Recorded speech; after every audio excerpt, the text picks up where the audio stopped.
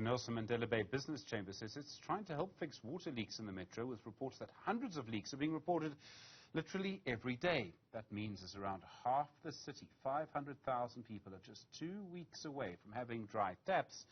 There's still millions and millions of litres of drinking water disappearing through leaks every day. It's just being wasted. You know how big this problem is. You know what's going to happen in just 14 days' time when 40% of Gqeberha will run dry.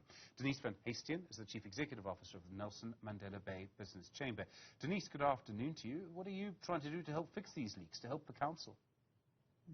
Good afternoon, and thanks for inviting me.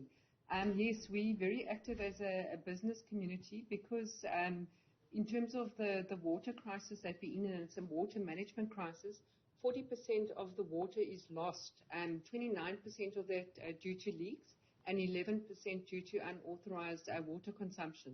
So what we're doing as a business community, and it's probably it shouldn't be the work of business, but because it's an emergency, we've got teams that we've already got on the ground that are helping to accelerate the repair of the leaks. We're calling it Adopt a Leak. And it's similar to other initiatives that the business community has had to do in Nelson Mandela Bay because of the dysfunctional environment around us. Is the council working with you? Is it accepting your help? And I realize that the council, I'll say it so you don't get into trouble, that the council is dysfunctional.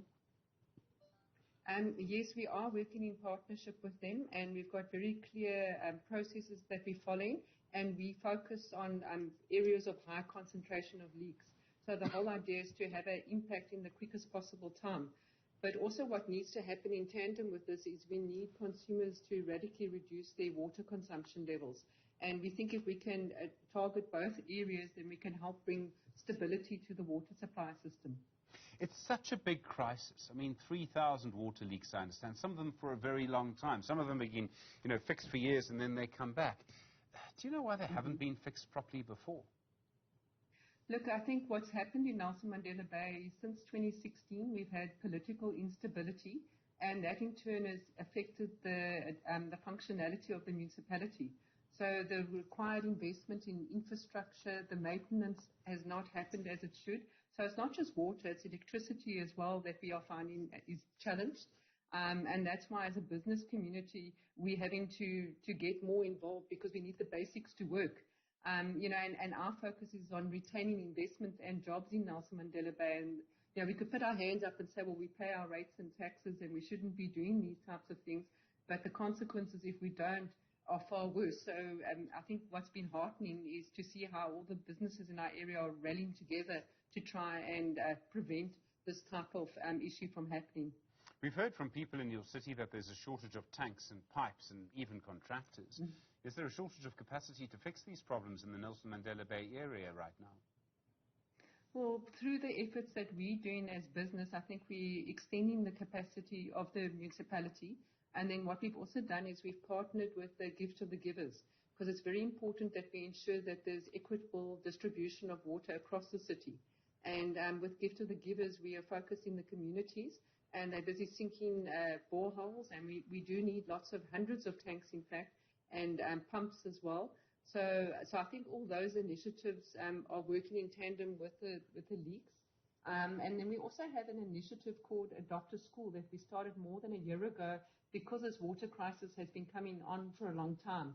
And we currently have 65 schools and clinics where business has gone in and we're fixing the leaks, we put in rainwater harvesting tanks in, sinking boreholes and so on. So we're doing everything we can to try and stabilize the situation.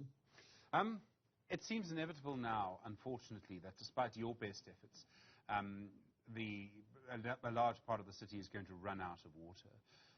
Obviously, this is going to have a huge impact on residents, but your members of businesses, I mean, how are they going to cope? Are they going to go bust? Are we going to lose a lot of jobs in that area because of this?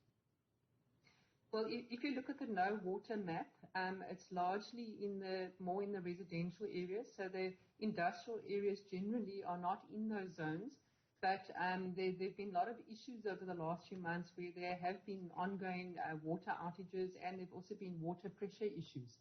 So what we've been doing, we've also been working with the big manufacturers to reduce their consumption levels through recycling and other grey water initiatives. So that's also made a big difference. There are some businesses that are off the grid.